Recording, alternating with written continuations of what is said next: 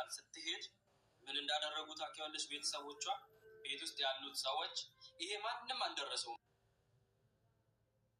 ባይዘው ይሄ መረጃ ስሙት፣ ይሄንን ውሰዱት። ሙሉ ቤቱን ወልውለውት ደረጃውን እየወለወሉ ነው ፖሊስ የደረሰው።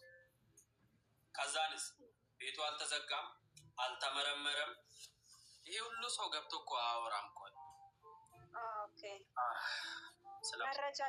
መረጃ እያጣፉ ነበር ማለት ነው። መጡ፣ ቤቱ አልተዘጋም። ለሳምንት ቤቱን አፉን ከፍቶ ነበር ቤቱ።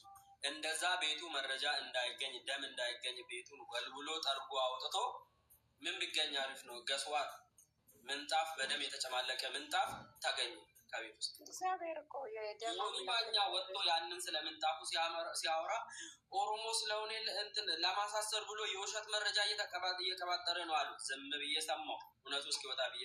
ፖሊስ በበቀደሙ ቀጠሮ ላይ ከቤት ውስጥ በደም የተጨማለቀ ምንጣፍ እንዳገኘ ፖሊስ አነበበ። አሁንስ ምን ልትሉ?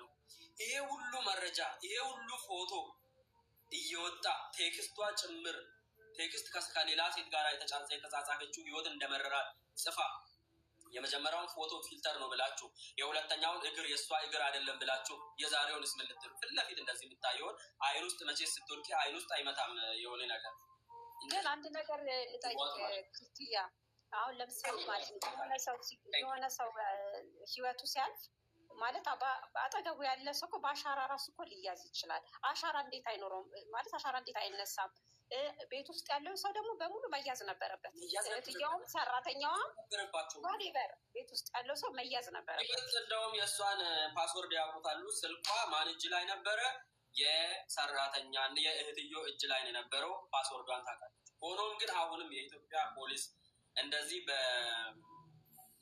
በሶፍትዌር ነገር ላይ ትንሽ ወደ ኋላ የቀሩ ናቸው እንጂ ስልኩም ቢወስዱት ሙሉ ነገር ስታጠፋ ነው የነበረችው እህትየዋ። አይፈልጉም እንጂ ሌላ ነገር ብታጠፋም ይወጣል። ባይገርምሽ አይፎን ስለሆነ አይፎን ሺህ ጊዜ መረጃ ብታጠፊ ከሪሳይክል ቢል እንኳን ሄደሽ ብታጠፊ ማውጣት ይቻላል። አይፎን ይሄ ነው፣ ሰኪዩርድ ነው በጣም። ይሄ ነገር የገባ ነገር አይፎን ላይ ዘለዘላለም አለ፣ ማውጣት ይቻላል። ይህንንም ላያውቁ ይችላሉ ፖሊሶቹ ራሱ ያውቃሉ። ልክያ እግዚአብሔርን ሁሉን ነገር ያውቃሉ። ግን እነሱ እሱን አሳልፈው መስጠት አልፈለጉም። ብዙዎቹ እሱን አሳልፈው መስጠት አልፈለጉም። ግን የገደለው ባልሽ የሞተው ወንድምሽ ነው ተረቱ። ለምን የገደለው አባቴ የሞተችው ምስቴ ለምን አትሆንም? ሁለቱንም አሳልፌ ነው የሚሰጠው። ምንም ይሄ የሚካበል ነገር አይደለም። ይሄ የኢትዮጵያ ወሬ አባባል ነው ባይሱ።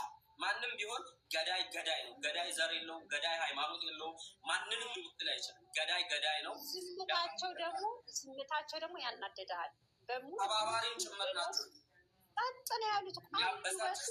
ተባባሪ